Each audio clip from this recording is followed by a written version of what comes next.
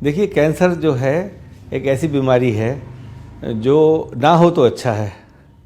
मैं कैंसर का डॉक्टर होकर ये बात कह रहा हूँ। कैंसर इम्यूनोथेरेपी में मैं काम करता हूँ और मुझे लोगों ने अक्सर पूछा सा रहा कि आप जो है कैंसर के बारे में विस्तार से बताते हैं, तो लेकिन कैंसर ना हो इसके बारे में भी तो हम कुछ कोशिश कर सकते हैं। बीच बीच में ऐसे मरीज़ भी आते हैं जो ये कहते हैं कि हमने तो कभी धूम्रपान नहीं किया था, पान भी नहीं खाया था, शराब का सेवन भी नहीं किया, बड़ी सिंपल सरल ज़िंदगी गुजारते थे, फिर भी कैंसर हो गया। होता है, ऐसा भी हो जाता है। लेकिन ये है कि ऐसे लोगों की मात्रा कम है। कैंसर जो है वो बीमारी हमारे खाने से भी रिलेटेड है कि हम क्या खा रहे हैं, कैसे खा रहे हैं, कितना खा रहे हैं। इन सब चीज़ों के आधार पे भी कैंसर को आप एक्सप्लेन कर सकते हैं।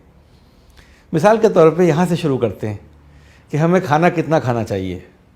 हमें खाना उतना खाना चाहिए कि जब हम भूखे रहें, खाना खाने के बाद भी भूख लगती रहे। हम खाना खाते हैं उतना कि जब हम पूरा पेट भर लेते हैं। अब खाना खाया नहीं जा सकता भाई, तब हम उठते हैं। तो हम अपने खाने का हिसाब उतना रखें, चाहे पहलवान खाना खा रहा है, चाहे एक दुबला पतला आदमी खाना खा रहा है, भूखा उठे। पहलवान को भी खाना खाते में भूखा उठना है और एक कमज़ोर आदमी को भी खाना खाते में भूखा उठना है। मतलब ये कि जितना भी खाना मैंने खाया वो सब पच गया। अगर उसका पचना मुश्किल है तो वो पाचन शक्ति बढ़ाने के लिए सेल्स का मल्टीप्लिकेशन ज़्यादा होगा, और सेल्स का जब भी मल्टीप्लिकेशन ज़्यादा होगा तो कुछ मात्रा में ख़राब सेल बन जाएंगे।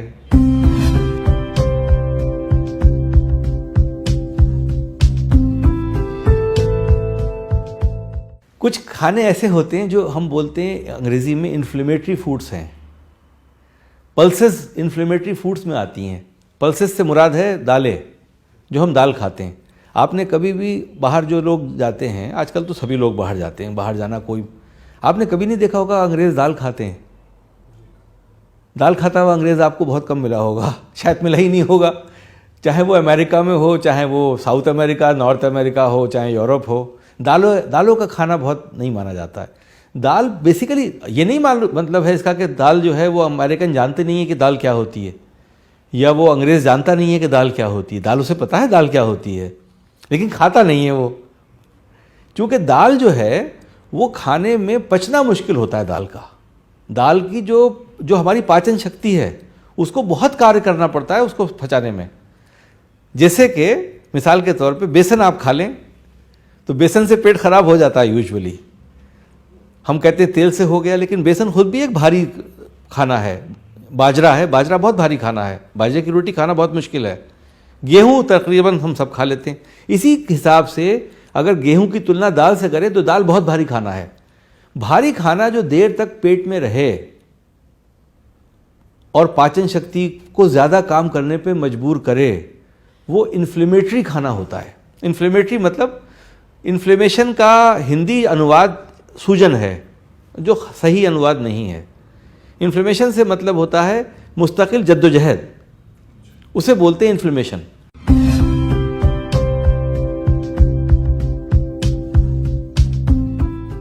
देखिए, खाने में भारत में हम दूध का सेवन बहुत करते हैं।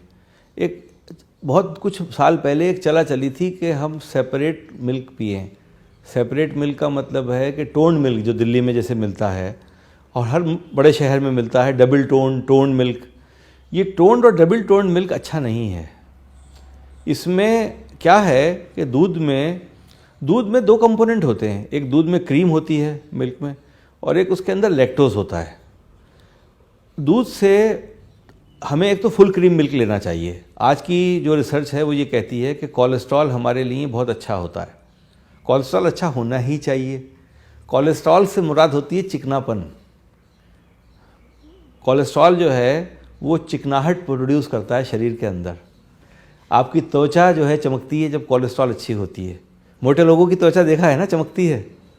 दुबले पतले लोगों की उतनी त्वचा चमकती नहीं है। दूसरा ये कि जोड़ होते हैं हमारे शरीर के, ये जब हम जोड़ चलाते हैं तो इनमें चिकनापन होना चाहिए। ये भी कोलेस्ट्रॉल पे आधारित है। कोलेस्ट्रॉल दो प्रकार की होती है, एक गुड कोलेस्ट्रॉल, एक बैड कोलेस्ट्रॉल। कहते थे बैड कोलेस्ट्रॉल कम होना चाहिए, लेकिन क्या है, कोलेस्ट्रॉल टोटल हम जब लेंगे ना तभी गुड भी बढ़ेगी और तभी ख़राब भी बढ़ेगी। लेकिन कोलेस्ट्रॉल से पाया गया कि कोलेस्ट्रॉल जो है, नई नई चीज़ें होती रहती हैं। देसी घी जो है बहुत अच्छा माना जाने लगा आज की तारीख में। आज अंग्रेज़ के प्रोग्राम आप देखिए खाने के, टीवी पे बहुत प्रोग्राम आते हैं खानों के, उसमें वो देसी घी यूज़ करते हैं खाने में। ऑलिव ऑयल तो बहुत ज़माने से यूज़ करते थे। अच्छा, देसी घी का उन्होंने अंग्रेज़ी भी नहीं करी है, तर्जुमा भी नहीं है उनके पास, तो वो देसी घी ही बोलते हैं उसको। तो हम उनसे सुन रहे हैं, सीख रहे हैं, देसी घी खाना चाहिए। लेकिन देसी घी कहाँ का खाना चाहिए? बाज़ार का देसी घी है या नहीं मुझे नहीं पता। घर का देसी घी खाना चाहिए। जितना भी घी देसी घी निकले, घर में यूजुअली हमारे घर में 1 किलो 2 किलो दूध तो आता ही है। उसकी बलाई जो है वो दिन भर के घी के लिए बहुत होती है। उस बलाई को आप घी बना लीजिए, वो घी आपके लिए बहुत अच्छा है, पूरे दिन चलेगा। उतना ही घी खाना चाहिए। वो जो दूध था वो भी पी लिया, वो घी भी खा लिया। इसी तरीके से हम दूध से दही बनाएं। लेकिन अगर आप दूध से दही बनाने की कोशिश करेंगे घर में, और आप कमर्शियल दही जो बाज़ार में मिल रहा है डब्बों में पैक, उससे आप बनाएंगे तो दही नहीं जमता है। इसलिए नहीं जमता है कि वो दही प्रोसेस्ड दही है, उसमें लैक्टोबैसिलस की मात्रा दही में बहुत कम है। और वो दही का लैक्टोबैसिलस इस लिहाज से बनाया गया है कि उससे आप दही जमा नहीं सकते। वो लैक्टोबैसिलस का घोल फैक्ट्री में ही मिलेगा आपको, अगर उससे आप लेके दही जमाएंगे तो जम जाएगा, लेकिन दही से दही नहीं जमेगा। दही कौन सा अच्छा माना जाता है? जो सार हो, खट्टा दही हो, थोड़ा खट्टा। हम पहले ज़माने में दही जो खाया करते थे, वो दही बेचने वाला आता था, जो सर पे रख के दही बेचता था गाँवों में। आपने कभी देखा है उसको? उससे हम दही खरीदते थे और उसके दही को खट्टा कहते थे। उससे हम कड़ी बनाया करते थे, दही की खट्टी कड़ी होती थी। दही वो दही है जो हमारी सेहत के लिए अच्छा है, जिसमें लैक्टोबैसिलस है। सार होने का मतलब है कि लैक्टोबैसिलस उसके अंदर है, उसने एसिड प्रोड्यूस किया उसके अंदर। अगर उसने एसिड प्रोड्यूस नहीं किया, लैक्टोबैसिलस की मात्रा ही कम है, तो वो दही दही नहीं है। वो खाली एक प्रोसेस फूड है जो आप खा रहे हैं, वो दही की क्वालिटी नहीं दे रहा है। पहले ज़माने में मैंने यूनानी बुक्स पढ़ी हैं, कुछ हकीमों का कहना ये होता था कि हमें हैरत है कि जो लोग दही खाते हैं वो मरते क्यों हैं। मतलब ये कि दही खाने वाले को सारे पोषण मिल जाते हैं दही से, लेकिन वो दही वो नहीं है जो डब्बे की पन्नी उतार के आपने खाया। दही वो होना चाहिए जो घर में जमा के आपने खाया।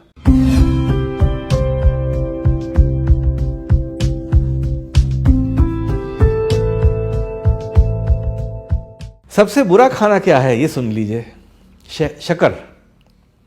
गन्ना बुरा नहीं है। गन्ने का जूस आप कितना पी लेंगे? 2 गिलास, शायद 2 गिलास भी बहुत कम लोग पीते होंगे, 1 गिलास भी बहुत कम पीते होंगे। लेकिन शक्कर कितने से बनती है? गन्ने से। बहुत ज़्यादा गन्ने से बहुत कम शक्कर बनती है। बहुत ज़्यादा गन्ना चाहिए तब हमें शक्कर मिलेगी। कुछ का कहना है 7 गन्ने 8 गन्ने मिलाओ तब जाके थोड़ी सी शक्कर बनती है। मालूम ही है, तो शक्कर तो बहुत महंगी होती है ना गन्ने के मुकाबले में। रिफाइंड शुगर ये ख़राब है, गुड़ फिर भी बेहतर है। रिफाइंड शुगर क्यों ख़राब है? रिफाइंड शुगर का जो प्रोसेसिंग है वो केमिकल्स के थ्रू होता है, और केमिकल्स का एक्सट्रैक्शन शुगर से हो नहीं पाता है, तो वो शुगर जो है वो ख़राब है। रिफाइंड शुगर ख़राब है, हम ज़्यादा मात्रा में खाते हैं। वो क्या करती है? सिंपली, शुगर मना नहीं कर रहा हूँ मैं ज़्यादा शुगर की बात कर रहा हूँ कि हमने सुबह से शाम तक मिठाई खूब खाई, वो गलत है। कभी कभी ओकेजनली मिठाई खा ली, ठीक है। चॉकलेट भी हम खाते हैं, वो भी गलत है। केक्स खाते हैं, पेस्ट्रीज खाते हैं, वो भी हमेशा नहीं खाना चाहिए, कम मात्रा में खाना चाहिए।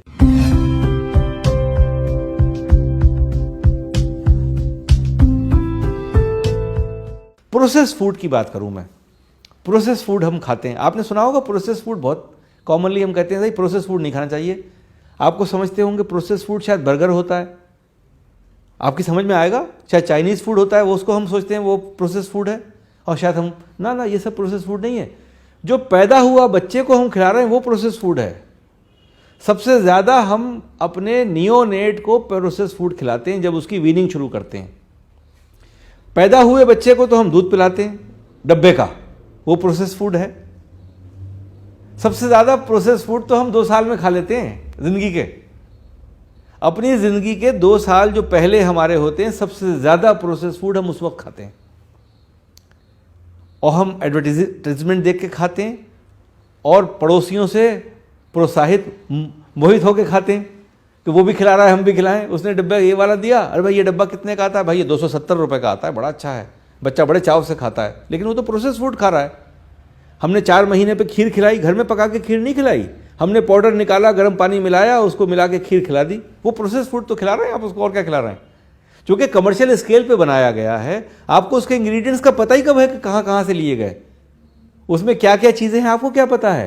पहले उन्होंने उसको मशीन से पकाया, फिर गलाया, फिर सुखाया, फिर पाउडर फॉर्म में बनाया और पाउडर को डिब्बे में बेच दिया, और आपने उसमें पानी मिलाया और आपने खिला दिया। That is process food. अच्छा, वो प्रोसेस फूड जो है वो इस किस्म का है कि वो इम्यूनोलॉजी को प्रोसेस इम्यूनोलॉजी की तरह 2 साल की बच्चे को डेवलप करता है। अब आपने 2 साल के बाद बच्चे को अपना खाना खिलाना शुरू किया, अब उसकी इम्यूनोलॉजी को जोड़ लगा। जो इम्यूनोलॉजी प्रोसेस फूड पे तैयार हुई थी, वो इम्यूनोलॉजी अब शिफ्ट कर रही है अपने आप को डिफरेंट फूड पे, जो आपने घर में खाना आप खुद बड़े होके खा रहे थे कि भाई अब बच्चे को चावल खिलाओ, भाई बच्चे को अब ये खिलाओ, बच्चे को खाना बैठ के मेज़ पे खिलाइए।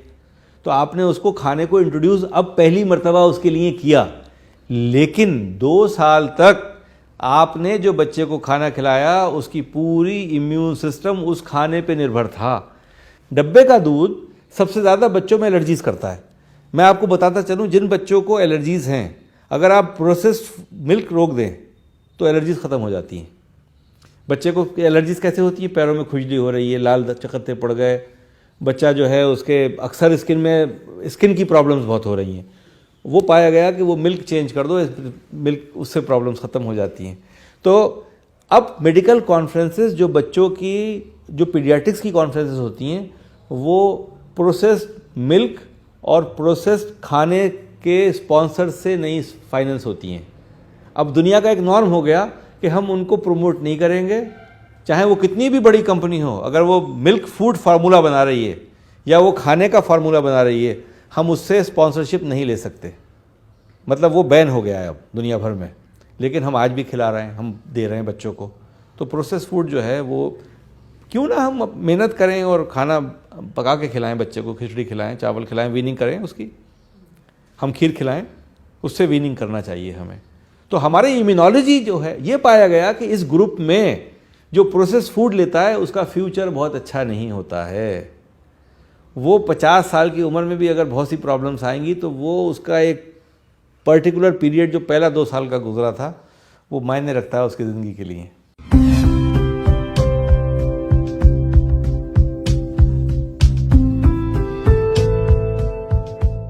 भारत में वेजिटेबल्स को हम पका के खाते हैं। हम में और उनमें थोड़ा सा ये फ़र्क है। जब हम लोग कहते हैं वेस्टर्न कंट्रीज़ में वो वेजिटेबल्स को कच्चा खाते हैं, बॉईल करके खाते हैं। हमारे यहाँ वो रिवाज नहीं है, हम पका के खाते हैं, मसाले डाल के खाते हैं। तो हमारे यहाँ करी बना देते हैं उसकी। तो उसका जो मुख्य इंग्रेडिएंट है जो हमें सेहत देना चाहिए वो लूज़ कर जाता है during the process of cooking. उसमें कुछ इस किस्म के केमिकल्स होते हैं जो म्यूटेशन को रोकते हैं, लेकिन जब हम उन्हें पका लेते हैं एक्सेसिवली तो वो केमिकल्स उसके जो उसका पोषण की शक्ति है वो ख़त्म हो जाती है, वो खोजड़ा रह जाता है। पेट भरने की शक्ति तो रखता है, लेकिन जिस लिए खाया जाना चाहिए वो ख़त्म हो जाता है।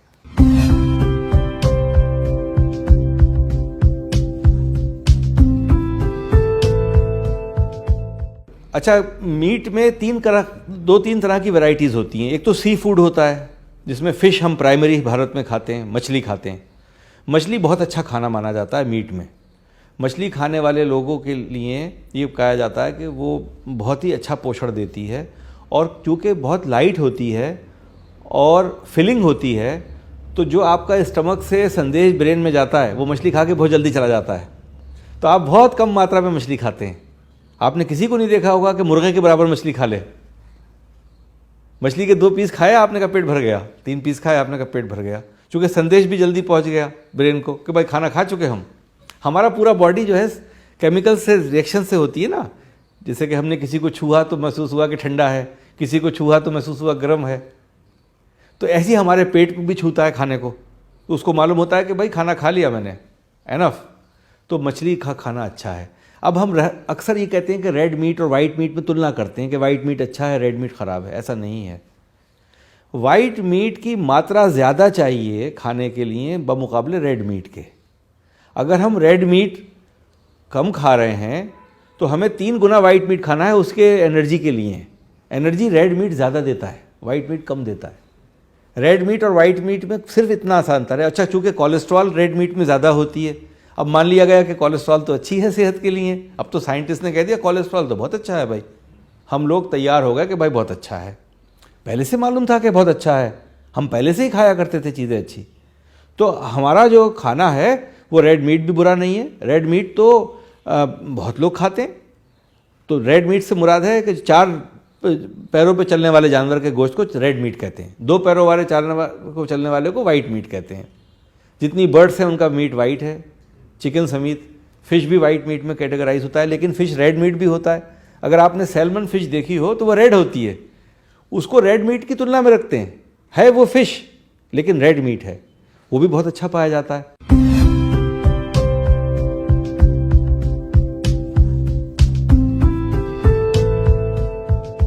खाने पे अगर हम कहें कि सबसे अच्छा खाना कौन सा है, जो सबसे इजीली डाइजेस्ट हो जाता है और जो वो खाना लोग खाते हैं जिससे कि कैंसर नहीं होता, वो मेडिटेरियन फूड है।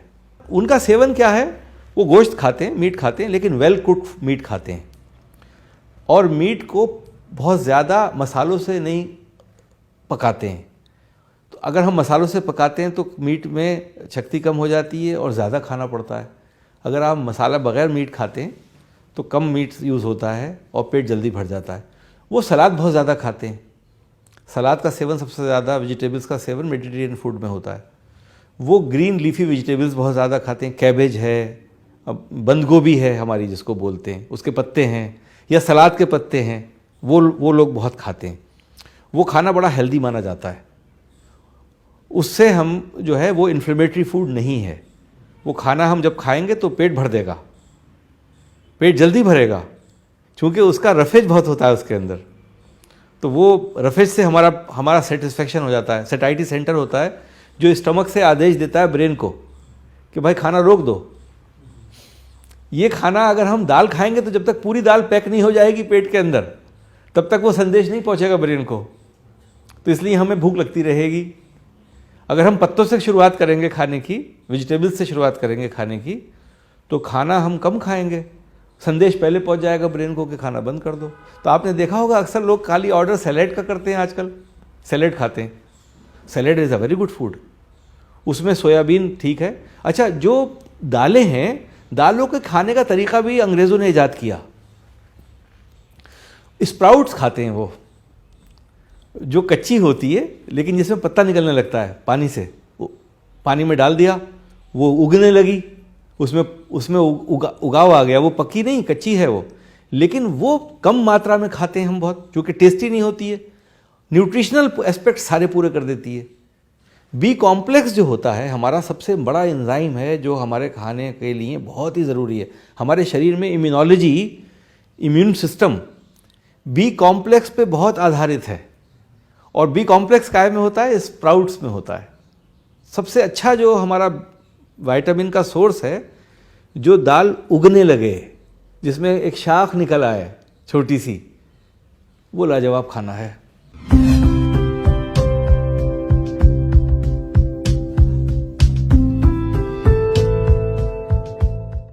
देखिए, हिंदुस्तान में कैंसर जो है मुख्य रूप से ओरल कैविटी कैंसर सबसे ज़्यादा पाया जाता है, और वो हमारा तंबाकू के सेवन से है।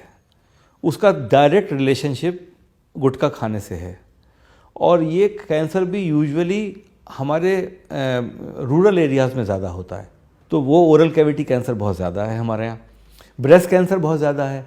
ब्रेस्ट कैंसर का कारण है, ब्रेस्ट कैंसर में अगर कारण पाए जाएँ, लेट मैरिजेज़ हैं, बच्चे लेट पैदा होना, या बच्चों को दूध नहीं पिलाना। ये 2-3 मुख्य कारण हैं जिससे कि ब्रेस्ट कैंसर बहुत होता है। ओवेरियन कैंसर शायद वैसे ही होता है जैसे कि ब्रेस्ट कैंसर होता है। इसमें हम लोग बहुत से आजकल औरतें हैं, वैसे तो रिसर्चेज में तो ये प्रूव किया गया है कि साहब जो पिल्स हैं, ओस्ट्रोजन पिल्स हैं, प्रोजेस्टेरॉन पिल्स हैं, जिनको हम कहते हैं कि ओरल पिल्स हैं, जो औरतें खाती हैं कि जो बच्चा रोकने के लिए, वो कैंसर से प्रिवेंटिव हैं। लेकिन ऐसा है नहीं, कैंसर से वो प्रिवेंशन नहीं करती हैं, क्योंकि हम उनके एस्ट्रोजन और प्रोजेस्टेरॉन को मैनेज कर रहे हैं, नेचुरल साइकिल में दुविधा बना रहे हैं।